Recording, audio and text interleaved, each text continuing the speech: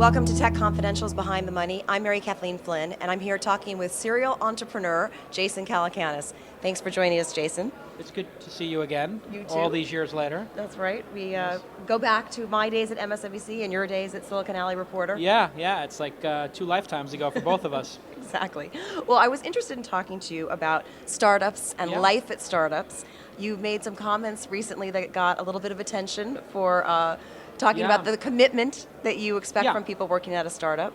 Yeah, I have a way of saying things sometimes, and it's a little different now because back in the magazine day, you would say something, and maybe people would talk about it, at a cocktail party or something. Now you say something, and there's this like nonstop cocktail party going on with 10,000 technology bloggers or media bloggers. So one little thing you say can get really polarized, and that was certainly a polarizing statement. I basically, was writing a post on how to save money running a startup and how to run an efficient startup, which is always something I've tried to do and really make it a great environment for workers and for team members, really. And, it was everything from bringing lunch in for people to buying metal desks, from restaurant supply stores for $100 and putting the money that you would spend on a desk into a better chair, very pragmatic stuff. And one of the lines I put was like, just fire people who aren't workaholics because, they can work at Starbucks or something. And, I put, for reals, with a Z, R-E-A-L-Z. Right, which is sort of like connotes that it's a joke, and telling people to go work at the post office is a joke, And obviously people have a life. I have a life. I'm married. I've got people who work for me with kids. We all have lives, but, if you're going to be in a startup company, it's going to be sacrifice. And that's why you get stock options.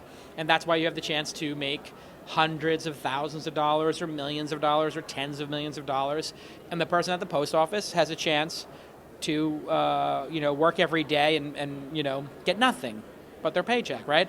And so there is a sort of social contract that if you go to a startup, you're going to be sacrificed. And, anything that's been built in this world that's truly great, there's been some suffering on the people who created it or built it. I believe that. I don't think that great things just come from nowhere. There's really very rarely is there an overnight success. People talk about YouTube being an overnight success, or people say Weblogs Inc. was an overnight success. Yeah, it's an overnight success like 10 years in the making, or 5 years in the making. And so, one person really got upset about it from Australia who was saying like, oh, Americans have no work-life balance, and Jason got a coffee, we have a big expensive coffee machine because Starbucks is 2 blocks away. So he said, well, he doesn't let people go. He doesn't want anyone to leave. He doesn't let, even worse, he took what I said and said, I don't let people go for coffee.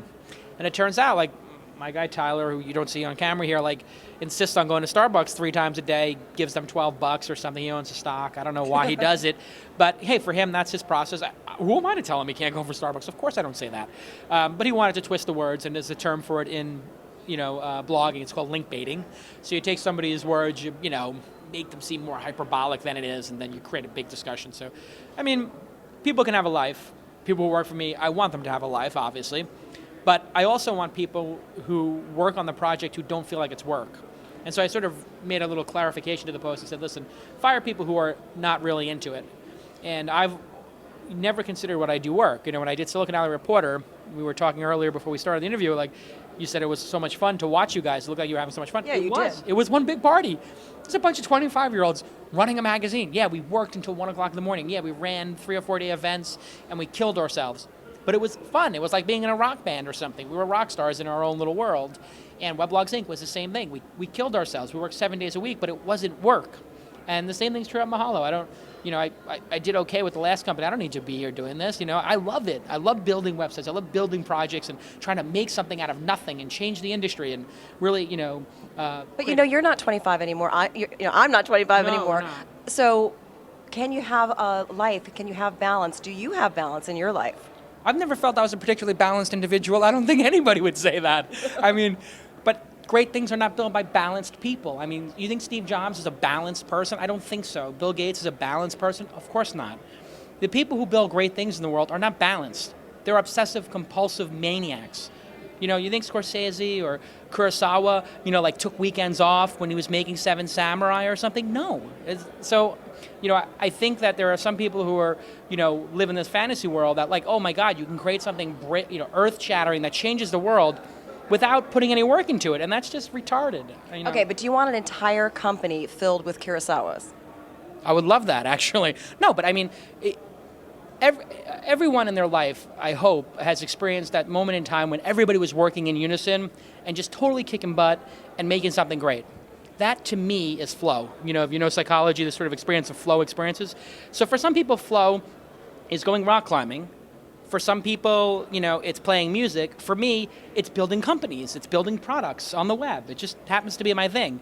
And so I try to find people who that's their flow experience as well.